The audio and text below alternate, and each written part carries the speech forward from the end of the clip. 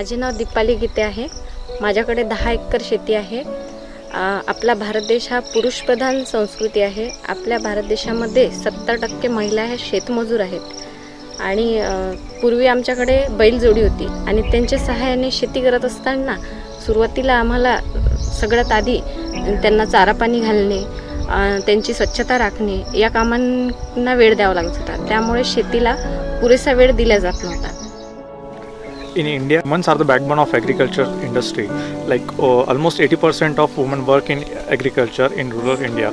But the identity of women as a farmer is very limited and it is rarely recognized within their community.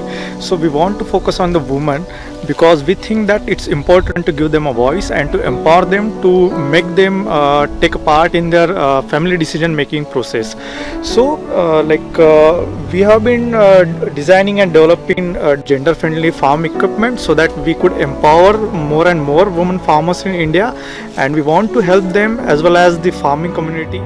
एक वर्ष अगोदर आमची ॲग्रोशर product कंपनीविषयी माहिती झाली। तेथील अवजारे आणि मशीन्स आम्ही विकत घेतली, विशेषतः फवारणी यंत्र। पूर्वी फवारणी करत असताना पुरुषांना 20 लिटरचा पंप पाठीवर घेऊन फवारणी करावी लागत असते, त्यामुळे महिलांना शक्य नव्हतं। परंतु ॲग्रोशर प्रोडक्टच्या फवारणी यंत्राच्या वापरामुळे महिलांना फवारणी करणे खूप सोपे आणि सुलभ झाले, त्यामुळे आरोग्याच्या समस्याही कमी झाल्या। 2 एकर शेती परिसरामध्ये आम्ही भाजीपाला लावण्याचा निर्णय घेतला। तो भाजीपाला बाजारपेठेत नेऊन विकण्यास सुरुवात केली आणि त्याच्यामधून मिळालेल्या उत्पन्नातून मी माझ्या घरातील खर्च भागवण्यास, माझ्या मुलांच्या शिक्षणाचा खर्च मी स्वतः भागू शकत आहे।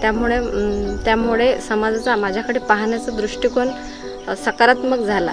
विशेषतः आधी मला घरातल्या निर्णयामध्ये सामील केलं जात नव्हतं, आता मला प्रत्येक निर्णयामध्ये सामील केले जाते। त्यामुळे समाजाचा माझ्याकडे बघण्याचा दृष्टिकोन सकारात्मक झाला आणि आम्ही आर्थिकदृष्ट्या सक्षम बनलो। ज्याप्रमाणे मी आर्थिकदृष्ट्या सक्षम झाली व माझे जीवनमान उंचावले, त्याचप्रमाणे इतर महिलांचे सुद्धा जीवनमान उंचावे या हेतूने आम्ही महिलांनी 8 ते 10 महिलांचा एक गट तयार करून त्या गटामध्ये ॲग्रोशर कंपनी अवजारे व मशीन्स विकत घेण्याचा निर्णय घेतला आणि त्या अवजाराच्या मदतीने महिलांना शेती करता येईल आणि उत्पन्नाचे साधन निर्माण होईल आणि त्यांच्या शेतीमध्ये ते अवजाराचा वापर त्यांना करताच येईल, पण त्याचबरोबर त्यांना ती अवजारे भाड्याने सुद्धा देता येतील आणि त्यांच्यामुळे त्यांना एक उत्पन्नाचं आणखी एक साधन निर्माण होईल।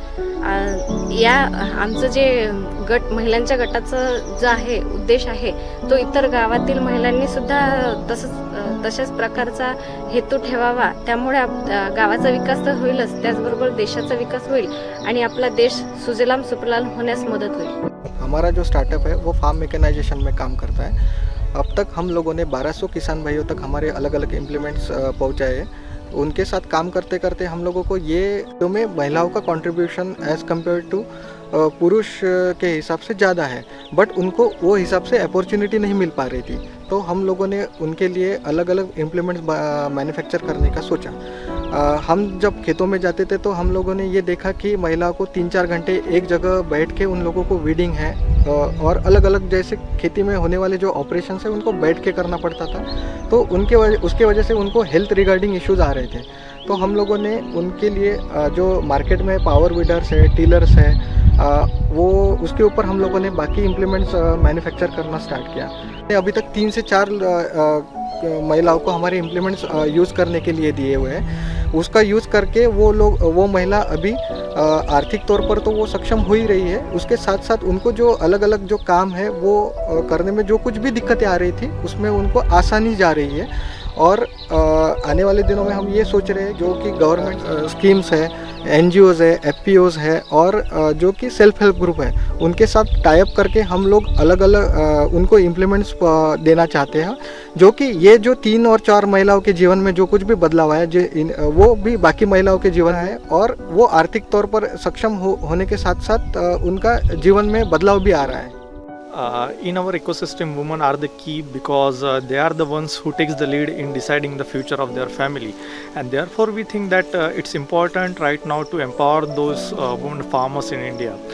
However, agriculture production can be increased further if opportunities as well as the prominent roles are given to the women as farmers as well as agri entrepreneurs than FPO directors.